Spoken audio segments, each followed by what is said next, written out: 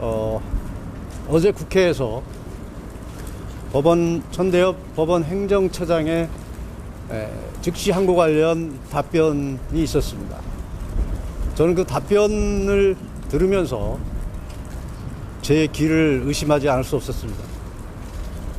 저것이 법원 행정처장의 답변인가, 대법관의 답변인가, 그런 생각을 하지 않을 수 없었습니다. 아시다시피 즉시 항고는 검찰에서 판단해서 해야 될 일입니다. 그것을 법원 행정처장이 즉시 항고를 하라고 하는 듯한 취지로 답변하는 것은 삼권 분립의 정면으로 반하는 것입니다. 그리고 이미 구속 집행정지나 보석에 대해서 위헌 결정이 있었습니다.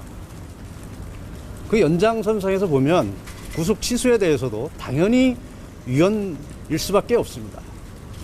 위헌임을 알고도 즉시 항고하라고 하는 것이 법조인으로서 할 수 있는 판단인지 의심하지 않을 수 없습니다.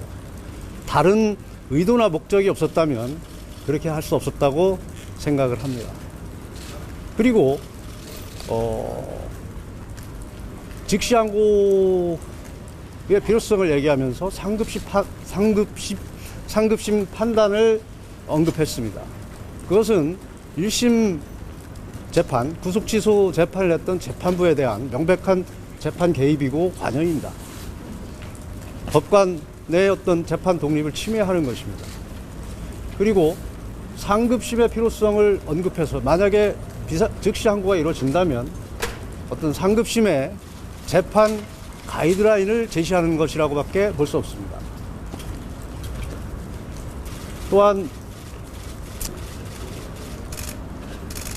판사는 판결로 말한다고 합니다. 즉시 항고가 이루어지면 즉시 항고를 맡은 법원에서 판단하면 되는 것입니다. 대법원도 마찬가지입니다. 영장에 대해서는 이미 법관의 고유 영역으로 지금까지 판단을 받아왔습니다. 대법원에서도 영장에 대한 항고를 인정하지 않고 있는 것이 대법원 판례입니다. 법원 행정처장의 답변은 위헌에 대한 판단에서도 잘못됐을 뿐만 아니라 대법원 판례도 대법원을 부인하는 자기 부정일 수밖에 없습니다.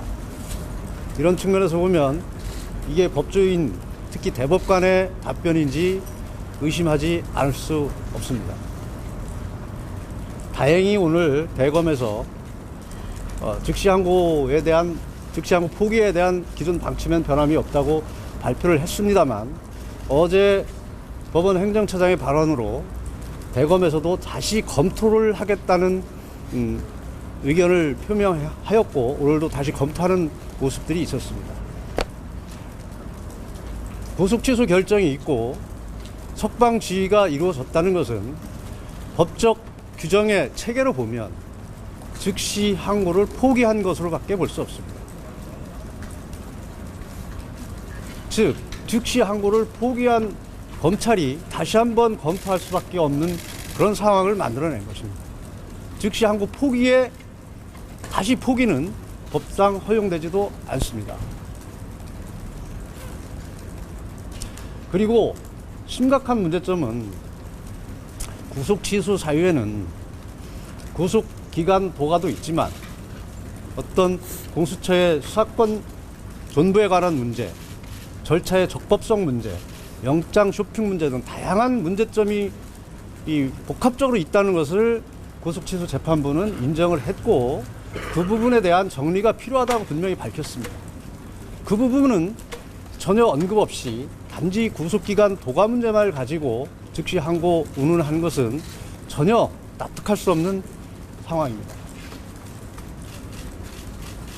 다행히 오늘 검찰에서 현명한 판단을 했기 때문에 더 이상 논란이 안 됐으면 좋겠다는 생각을 합니다.